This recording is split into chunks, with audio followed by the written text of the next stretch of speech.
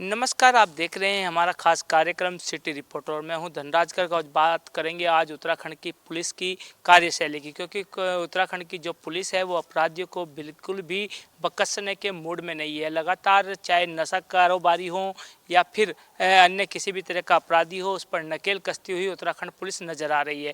और वहीं देखिएगा कि पुलिस का कहीं ना कहीं एक अभियान जो लंगड़ा अभियान कहा जा रहा है वो भी कहीं ना कहीं लगातार चलता हुआ नजर आ रहा है। यानी कि बदमाशों के पैर में गोली मारकर उन्हें लंगड़ा करने का अभियान लगातार पुलिस का चलता हुआ नजर आया। क्योंकि पिछले दिनों हमने देखा कि हरिद्वार पुलिस ने कई ऐसे अपराधियों के पैरों में गोली मारी है और उनको गिरफ्तार किया है। तो कहा जा सकता है कि उत्तराखंड पुलिस जो है अपराधियों पर लगातार नकेल कसती हुई नजर आ रही है। क्योंकि मुख्यमंत्री पुष्कर सिंह धामी का जो लक्ष्य है कि उत्तराखंड को 2025 तक कहीं ना कहीं नशा मुक्त करना है और अपराधियों से मुक्त करना है, इसको लेकर लगातार जो अभियान चलाए जा रहे हैं उसमें कहीं ना कहीं पुलिस की एक कार्यशैली अच्छी नज़र आ रही है। क्योंकि लगातार हम देख रहे हैं कि उत्तराखंड की जो पुलिस है वो कहीं ना कहीं बदमाशों को पकड़ने, जो बदमाश पकड़ में नहीं आ रहे हैं तो उनके पैरों में गोली मारकर उनको पकड़ने का प्रयास कर रही है।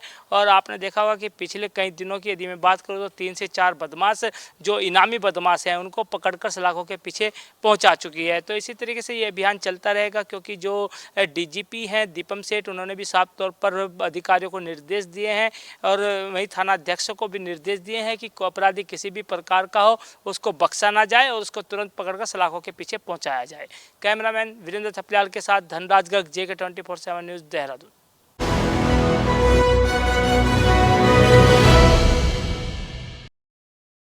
नमस्कार दोस्तों, स्वागत है आपका हमारे विशेष प्रोग्राम सिटी रिपोर्टर में। और मैं देहरादून से धीरेन्द्र प्रताप सिंह आपके सामने हाजिर हूँ बड़ी खबर लेकर के। उत्तराखंड के चमोली जिले के बद्रीनाथ स्थित माड़ा के पास हुए बड़े एवलांच में 8 लोगों की जान चली गई। तकरीबन 5 दिन चले इस रेस्क्यू ऑपरेशन को अब ख़त्म कर दिया गया है। सभी 55 लोगों को वहाँ से निकाल लिया गया, जिसमें से 8 लोग मौत के गाल में समा गए। एक बार फिर से मौसम विज्ञान केंद्र देहरादून ने अगले 3 दिन प्रदेश के पर्वतीय जिलों में मौसम के खराब होने की चेतावनी जारी की है। जिस तरह से दुर्घटना हुई उसको देखते हुए सरकार अतिरिक्त सतर्कता बरत रही है, अलर्ट जारी किया गया है और मौसम के मिजाज को देखते हुए सभी तैयारियां मुकम्मल कर ली गई हैं। मुख्यमंत्री ने निर्देश दिया है कि इस तरह की कोई दुर्घटना न हो, मौसम की वजह से इसका पूरा ध्यान रखा जाए। NDRF, DDMA, ITBP, local police के साथ साथ भारतीय सेना ने भी इस रेस्क्यू ऑपरेशन को अंजाम दिया।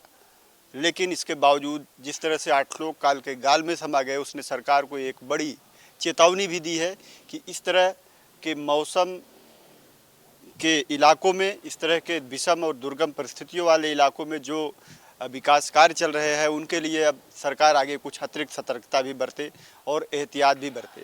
इसके साथ ही इस रेस्क्यू ऑपरेशन के दौरान एयर कनेक्टिविटी जिस तरह से मौसम की वजह से काम नहीं कर पाई, उसको लेकर के भी सरकार चिंता कर रही है, चिंतन कर रही है। और आगे किस तरह से ऐसे विषम मौसम में, ऐसी आपदा में एयर कनेक्टिविटी को सुचारू रखा जाए, इस पर भी सरकार अब कार्य करेगी। तो देखने वाली बात यह होगी कि अगले 3 दिन मौसम का मिजाज कैसा रहता है। लेकिन यह तो निश्चित है कि अब सरकार और उसकी एजेंसियां काफ़ी सतर्क हैं और मौसम विज्ञान केंद्र की चेतावनियों को मद्देनज़र पूरी तरह से अलर्ट मोड पे हैं। और मौसम खराब भी होगा तो इस तरह की जनहानि तो कतई नहीं होगी। कैमरा सहयोगी वीरेंद्र थपलियाल के साथ JK 24/7 के लिए देहरादून से धीरेन्द्र प्रताप सिंह।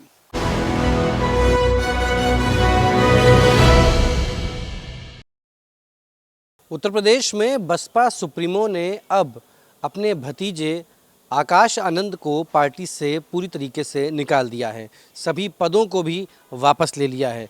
ऐसे में आकाश आनंद की मुश्किलें अब कहीं ना कहीं बढ़ती नज़र आ रही हैं।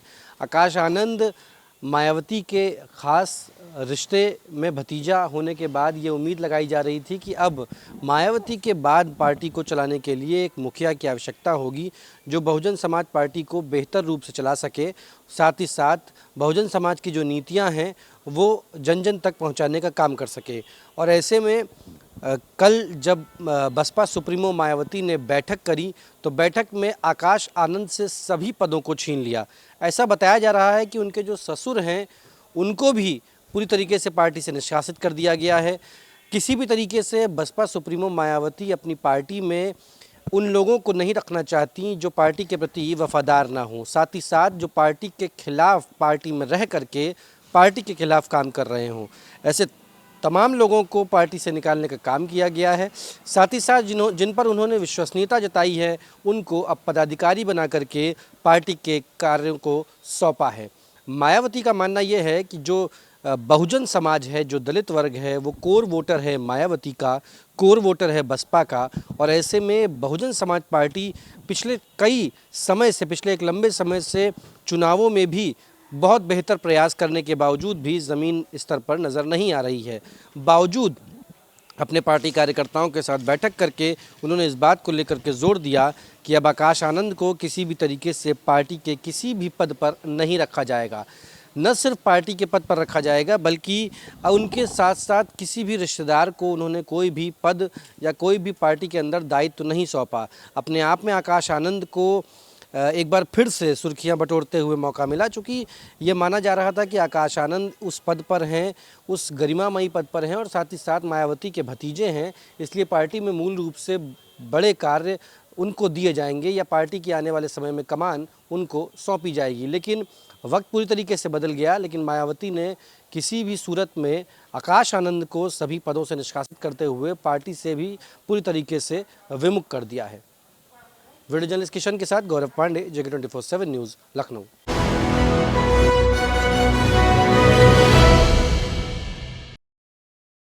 महाराष्ट्र विधानसभा में नेता विपक्ष के लिए उद्धव ठाकरे की शिवसेना में 3 नामों पर चर्चा।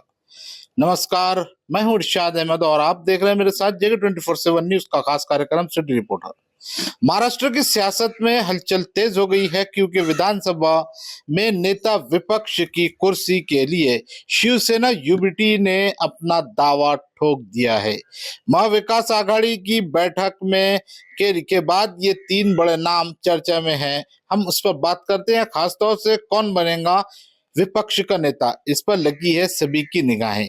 महाराष्ट्र विधानसभा के बजट सत्र की शुरुआत होते ही महाविकास आघाड़ी ने नेता विपक्ष पद को लेकर अपनी मांग तेज कर दी है। उद्धव ठाकरे की शिवसेना यूबीटी का कहना है कि विधानसभा में विपक्ष के 50 विधायक है, इसलिए ये पद सबसे बड़े घटक दल को मिलना चाहिए। शिवसेना यूबीटी ने विधानसभा सचिवालय को पत्र लिखकर नेता विपक्ष की नियुक्ति की मांग की थी। इस पद के लिए पार्टी के 3 दिग्गज नेताओं के नाम सामने आ रहे हैं, जिसमें पहला नाम उद्धव ठाकरे के बेटे और पार्टी के प्रमुख नेता आदित्य ठाकरे का नाम है और दूसरे नंबर पर सुनील प्रभु, अनुभवी विधायक जिन्होंने मुंबई की डिंडोशीट सीट पर जीत दर्ज की थी, और तीसरा नाम सामने आ रहा है भास्कर जाधव का। ये पूर्व एनसीपी नेता अब शिवसेना यूबीटी का मजबूत चेहरा है। सूत्रों के मुताबिक मातोश्री में उद्धव ठाकरे के ने एक 5 घंटे लंबी बैठक कर इन नामों पर चर्चा की है। उनका कहना है कि जो भी नेता विपक्ष बनेगा वो सिर्फ शिवसेना यूबीटी का ही नहीं बल्कि पूरे महाविकास आघाड़ी का चेहरा होगा और सरकार की नीतियों के खिलाफ मजबूती से आवाज उठाएगा। अब देखना दिलचस्प होगा कि विधानसभा अध्यक्ष राहुल नार्वेकर क्या फैसला लेते हैं, क्योंकि विपक्ष में गहमागहमी तेज है। लेकिन क्या इस मांग को मंजूरी मिलेगी या फिर महाराष्ट्र की राजनीति में नया मोड़ आएगा?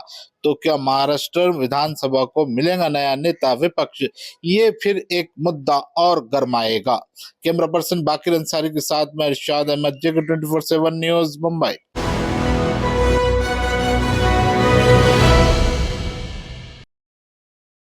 पंजाब की भगवंत मान सरकार ने आज कैबिनेट बैठक के दौरान उद्योगों से जुड़े बड़े फैसले किए हैं।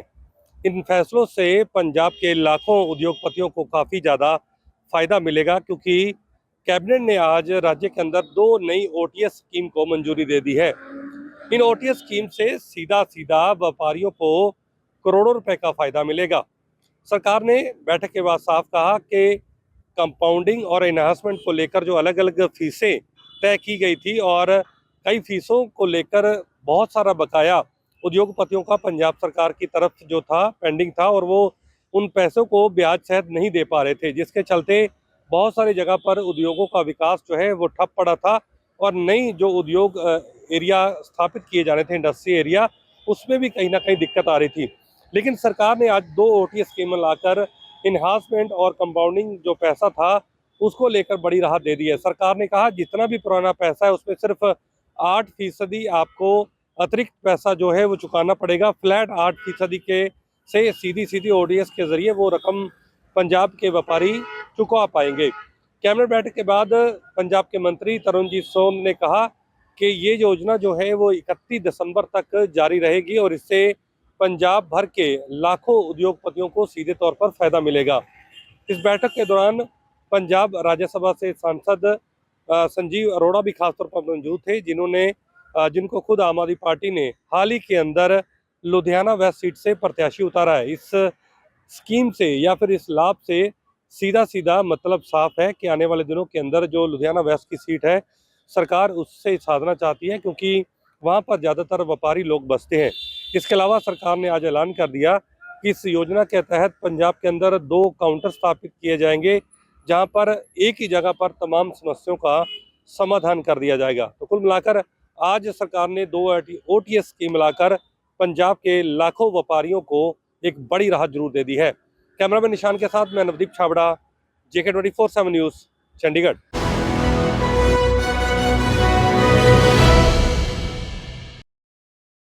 नमस्कार, मैं देव प्रकाश, आप देख रहे हैं सिटी रिपोर्टर।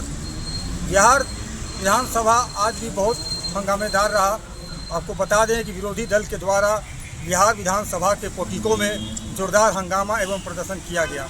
अपनी मांगों को लेकर विरोधी दल के MLC एवं नेताओं के द्वारा बिहार विधानसभा के पोर्टिको में आज सत्र शुरू होने के पहले ही जोरदार हंगामा किया गया और साथ ही साथ बिहार के पूर्व मुख्यमंत्री राबड़ी देवी भी उस वक्त वहाँ पे मौजूद थी।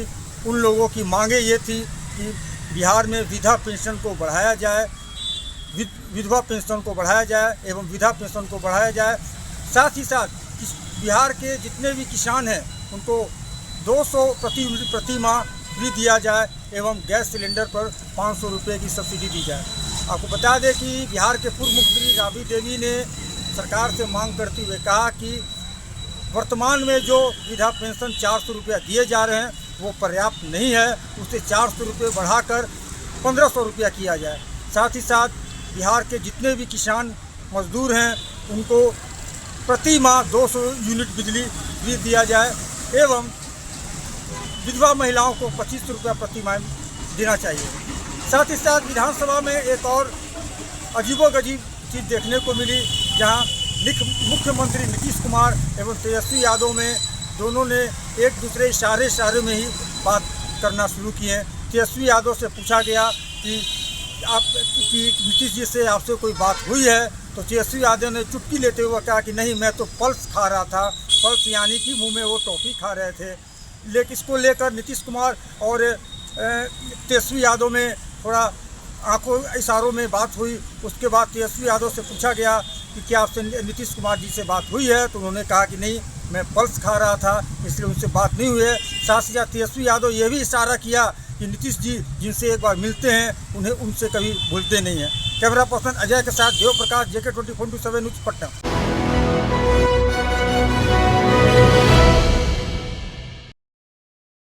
आज विधानसभा सत्र के दौरान doctor RK Verma Samajwadi party से विधायक, उन्होंने खूब सवाल दागे। सवाल पूछे उस शिक्षा में कुलपति की नियुक्तियों को लेकर, जिसमें योगेंद्र उपाध्याय जो शिक्षा मंत्री हैं उत्तर प्रदेश शासन में, उन्होंने जवाब दिया।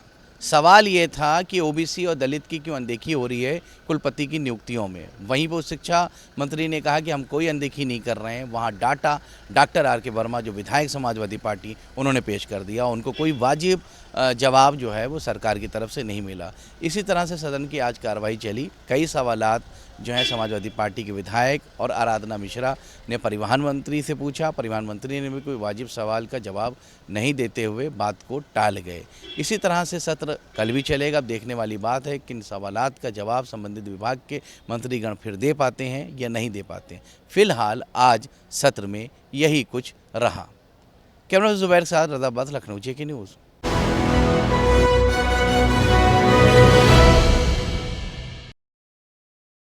नमस्कार, सिटी रिपोर्टर देख रहे हैं आप, मेरे साथ मैं हूं संदीप गोयल। हरियाणा के फरीदाबाद में एक ऐसा मामला सामने आया है जिसके बाद से लगातार सुरक्षा एजेंसियां अब सतर्क होती नज़र आ रही हैं। दरअसल हरियाणा के फरीदाबाद और सोहना रोड पर पाली गांव के पास एक ऐसे खंडर में एक संदिग्ध आतंकवादी बताए जाने वाले एक युवक का जो है बरामद किया गया है।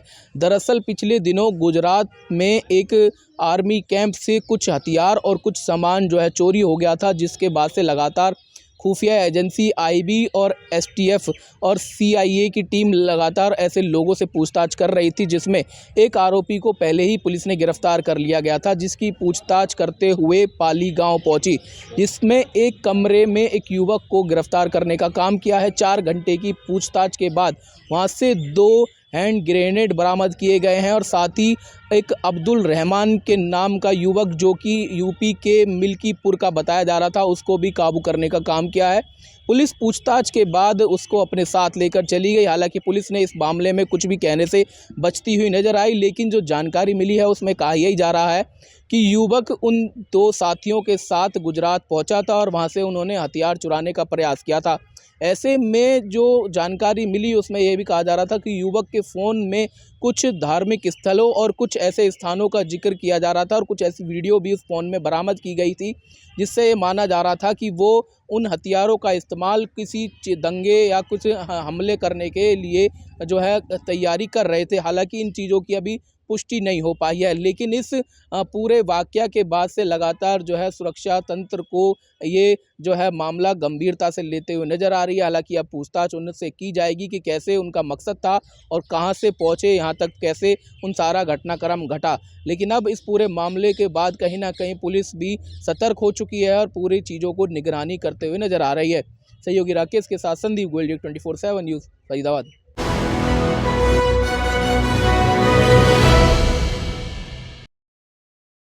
वित्त मंत्री ओपी चौधरी ने आज 2025 और 26 का बजट उन्होंने पेश किया। लगभग 1,65,000 से ज़्यादा करोड़ रुपए का जो बजट उन्होंने पेश किया। बजट में सभी हितों को ध्यान में रखते हुए इस बजट को उन्होंने विधानसभा के पटल में रखा। छत्तीसगढ़ के इतिहास में ऐसा पहली बार हुआ कि हस्तलिखित बजट पेश किया। खुद वित्त मंत्री ओपी चौधरी ने हस्तलिखित ये बजट जो है भाषण पढ़ा और सबसे बड़ी बात इसमें ये रही कि आम आदमी को इस बजट में बड़ी राहत मिली है। 1 रुपये जो है पेट्रोल में सस्ता मिला है। वेट टैक्स कम करने का सरकार ने निर्णय लिया है। इसके साथ ही लगभग जो है 8,500 करोड़ से ज़्यादा आवास योजनाओं को लिए जो है इसमें आरक्षित किया गया। इसके साथ ही महतारी वंदन के लिए महिलाओं को बड़ी राहत है। 5,500 करोड़ रुपए का जो है प्रावधान उसमें महतारी वंदन के लिए किया गया। इसके साथ ही ऐसे कई बड़े जो है बजट में जो है किया गया। खास करके हम बात करें तो रायपुर से लेकर के दुर्ग तक जो है मेट्रो ट्रेन चलने की बात कही है, जिसके लिए 5 करोड़ जो है सर्वे के लिए प्रावधान किया गया। ऐसे कई जो है प्रावधान जो है छत्तीसगढ़ की जनता के हितों के लिए किया गया। वही इस बजट को लेकर के मुख्यमंत्री विष्णुदेव साय ने ऐतिहासिक बताया। उन्होंने कहा ये बजट डबल इंजन की सरकार ने पेश किया है, कहीं न कहीं छत्तीसगढ़ के लिए सभी वर्गों को ध्यान में रख करके किया है और छत्तीसगढ़ जो है ऊंचाइयों के कदम को छुएगा। वही अब बजट को लेकर के विपक्ष जो है लगातार सरकार पर हमला हो गई है। दीपक बैज ने इसे विनाश का बजट बताया। उन्होंने कहा आम आदमी में कुछ मिला नहीं इस बजट में और कुछ खास नहीं रहा। वही पूर्व मुख्यमंत्री भूपेश बघेल ने भी जो है बजट को लेकर अपनी प्रतिक्रिया दी। उन्होंने कहा कि बजट कुछ खासा नहीं था। उन्होंने ये भी कहा कि ये बजट भाषण था कि गणतंत्र दिवस का भाषण था। इसके साथ ही उन्होंने ये भी कहा और तो और जनता को क्या, खुद भाजपा के नेताओं को जो है बजट समझ नहीं आया। अब देखना ये होगा कि इस बजट के बाद जो है राजनीति कहाँ तक सियासत गरमाती है। कैमरामैन पिंटू देवांगन के साथ शंभू राही, JK24 न्यूज़, रायपुर।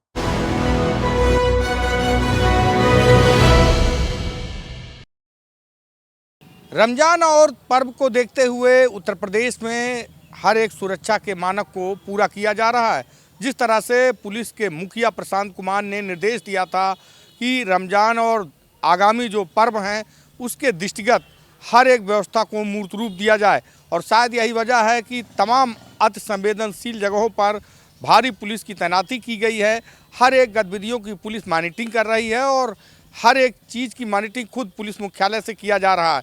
यानी किसी भी जिले में शिथिलता न बरती जाए, इसको लेकर डीजीपी प्रशांत कुमार ने विशेष निर्देश दिए हैं और ये भी कहा गया है कि जो भी नए आयोजन कुछ भी नहीं होने दिया जाएगा, यानी पूर्व में जो भी निर्धारित आयोजन रहे हैं उसी की अनुमति दी जाएगी। तो ऐसे में एक बात साफ हो गई है कि जिस तरह से आगामी त्योहारों के दृष्टिगत सुरक्षा के लेकर हर एक मानक को पूरा किया गया है और कहीं पे भी कमी रहने पर या शिथिलता बरतने पर पुलिस मुख्यालय के तरफ से कार्रवाई करने की बात कही गई है।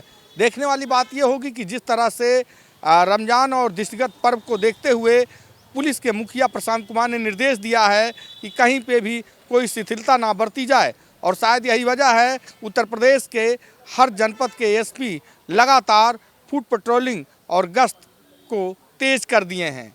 कैमरामैन किशन के साथ उमेश मिश्रा, JK 24x7 लखनऊ।